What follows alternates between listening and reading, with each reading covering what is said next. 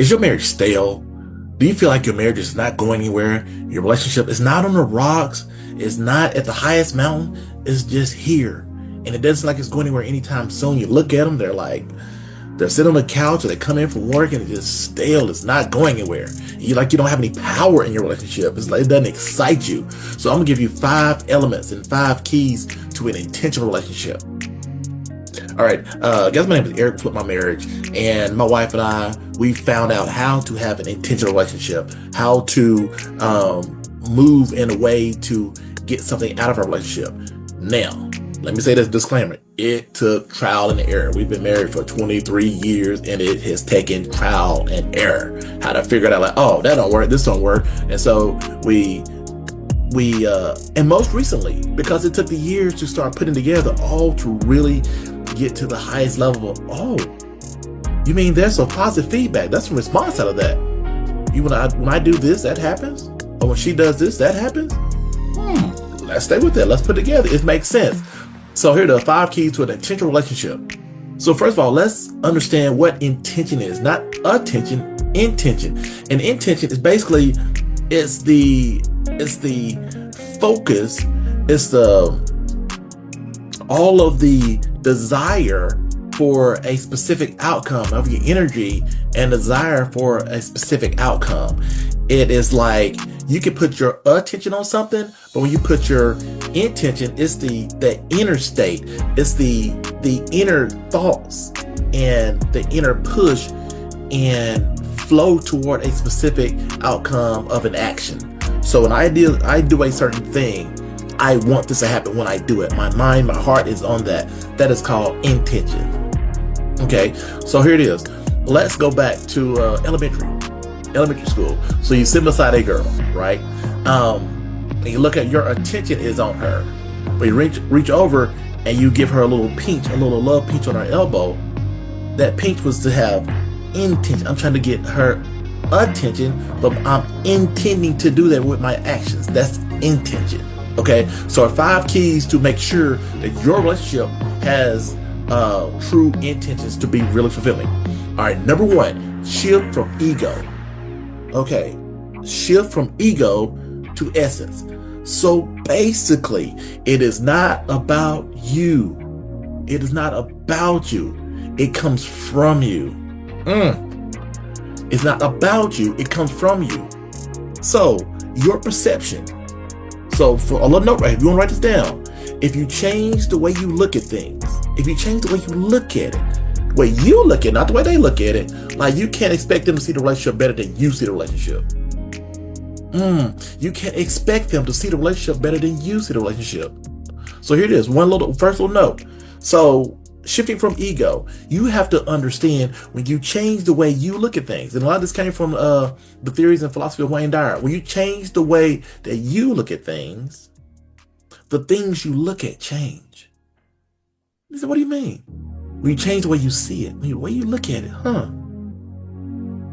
that thing has changed in your eyes. So if I put a gold coin on the table, and I can say, you know what? That's a poisonous gold coin. If you touch it, you're surely going to die. But if you change the way you look at it, like, no, if I touch that gold coin, I'm surely going to be rich. So when I do that, now that is something for me. You know what I'm saying? Now, everything around me is going to be built upon that. So if you change the way you look at things, the thing you look at is going to change according to your life. Okay, so the intention, it doesn't respond to the ego, like, oh well, I whatever your effort and energy behind that. So if you feel it's gonna reach, you're gonna tell somebody, you're gonna be everything. Your life is gonna revolve around how you perceive this thing. If you perceive your marriage is worthless and it's bad, everything you say, how you act, when you wake up, the way you walk, all these things is going to add that same energy space to that relationship in that manner. So you have to replace that force of like, oh, it's not, you got to replace that with alignment. Let me align with what I'm saying. You got to call it out. you know what? Hey, my marriage is awesome. I see it this way. So I'm going to align with having an awesome marriage. What do you mean? I got to do awesome things. Come on, guys. If you want to have an awesome marriage, you have to do awesome things. And you can't do awesome things if you don't see it as an awesome marriage. And it don't have anything to do with them. Okay? It's just your intention. This is what I'm doing. And what I'm doing and the energy I'm putting behind it is changing everything. All right? Let's go to number 2. You have to understand your marriage is not going to bring in what you want. It's going to bring in who you are. Who you guys are together, that is going to be the sum total of your relationship. You can say, you know what, I want to be a king and I want her to be a queen. But if you don't act, and if she don't act, if you don't treat her, those actions, that's what's going to bring about your whole life. Those actions. So you don't attract what you want, you attract who you are.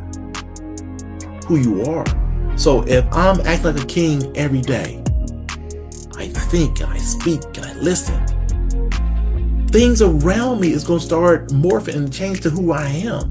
If I'm really standing on business, if I'm really staying with that. You see what I'm saying? So, and that's just a life principle. Okay, it's who you are. It's who you are. Okay. Let's go to number 3.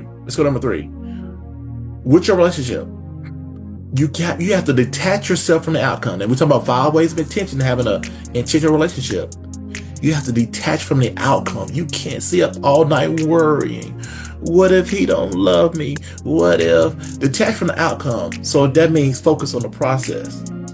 Detach from the outcome, focus on the process. Oftentimes the outcome is a distraction to the process. You know? The outcome is a distraction to the process. You want to be in love, you have to do loving things.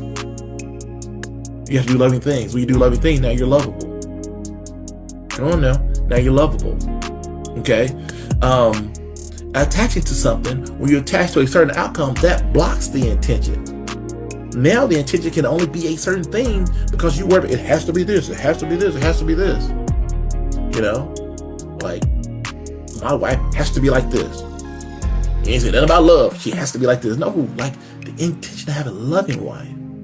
You see what I'm saying? A loving. So you have to detach from a certain outcome and trust that God will handle and bring all those things and add to you. And from his laws, like attracts like. You know, all these things will be added unto you. So you seeking the ever-loving God and the kingdom, all of those things that match that vibration are going to be attracted to your life. Okay, so you detach from the outcome. All right, number 4. You have to match the energy that you desire. You have to match the energy that you desire. Okay, so if you desire a certain level, and it's kind of like the king scenario, if you want a certain level, you have to match that energy. You have to raise your vibrational level.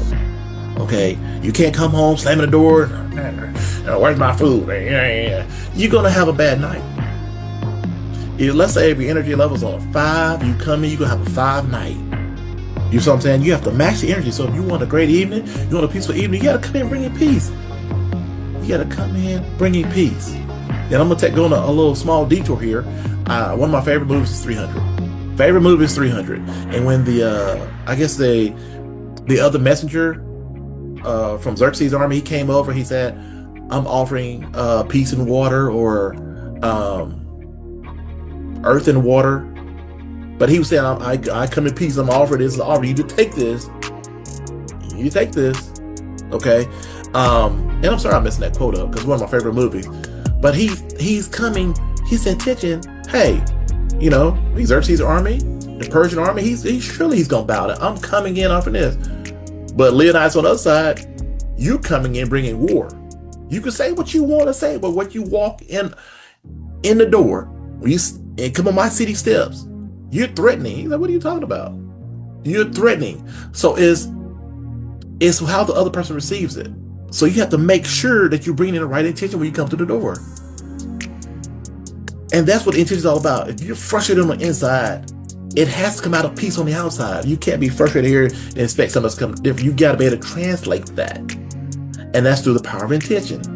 You got to be able to translate that energy. Okay? And so when you do that, your household will start morphing to the environment you want. Well, I come in, I do this, so much stuff need to be done. That don't have anything to do with anything. If you want to change it, you have to have the intention. So, intention means I'm focusing on these things. Because these things, they match the vibration I want to be on. So I'm not focused on the cat that scratched up the wall and the dog that tore up the carpet, and I'm not focused on those things. Because those things don't bring me the joy and happiness and peace I need. If it happens, I'm going to check it out, I'm going to take care of it, and I'll move on. I'm not going to be frustrated by it. I have couples that talk to me, my relationship, I'm so frustrated. What? Don't be frustrated. I'm going to leave. Well, leave. But whatever you do, don't be frustrated. Don't be upset, because now your brow is furrowed. Your brow's all wrinkled up. You got a headache. Your blood pressure's up. So you have to match the energy that you want. You can't want to be happy and be frustrated. If you want to be happy, be happy.